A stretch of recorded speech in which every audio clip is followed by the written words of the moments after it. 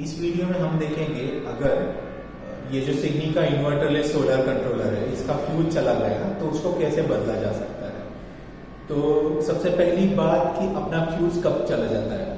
तो जैसे कि अगर कुछ फॉल्ट वगैरह हुआ, शॉर्ट सर्किट वगैरह हो गया, या फिर आपने लोड से 10 एम्पियर से ज़्यादा लोड लगाया तो आपका फ्यूज चला जा सकता है। तो जैसे आपका फ्यूज चला जाता है और अगर सोलर भी नहीं है तो आपको ये कुछ भी लाइट दिखेंगे नहीं। तो हमें क्या करना है, सिस्टम के पिछला वाला जो हिस्सा है यहाँ पे लिखा हुआ है फ्यूज। तो यहाँ पे ये जो ऊपर का कैप है इसको खोलना है, इसके थ्रेड, तो आपको अंदर ये फ्यूज मिलेगा। इस फ्यूज में आपको देखना है कि इसके अंदर की जो तार है वो जुड़ी हुई है, या ये अगर टूटी हुई होगी तो आपका फ्यूज गया हुआ होता है। तो मार्केट से आपको 10 एम्पियर का ऐसे ग्लास फ्यूज लेके आना है।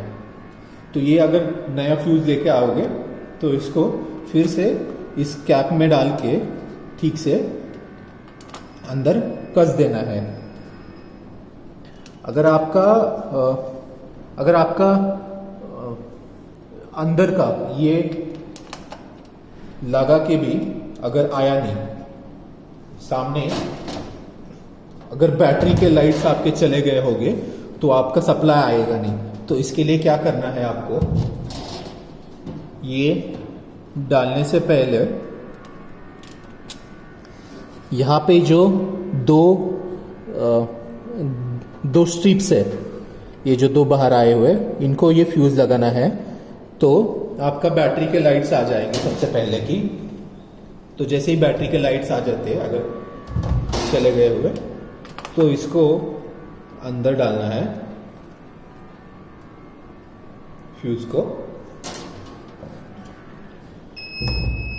जैसे ही आप फ्यूज डालोगे ये बीप आके आपके सामने वाले लाइट्स लगेगी।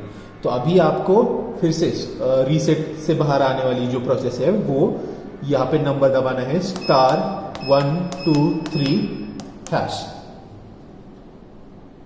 और जैसे ही आप *123# दबाते हो सिस्टम पूरा प्रोसेस में जाके हर एक चीज चेक करके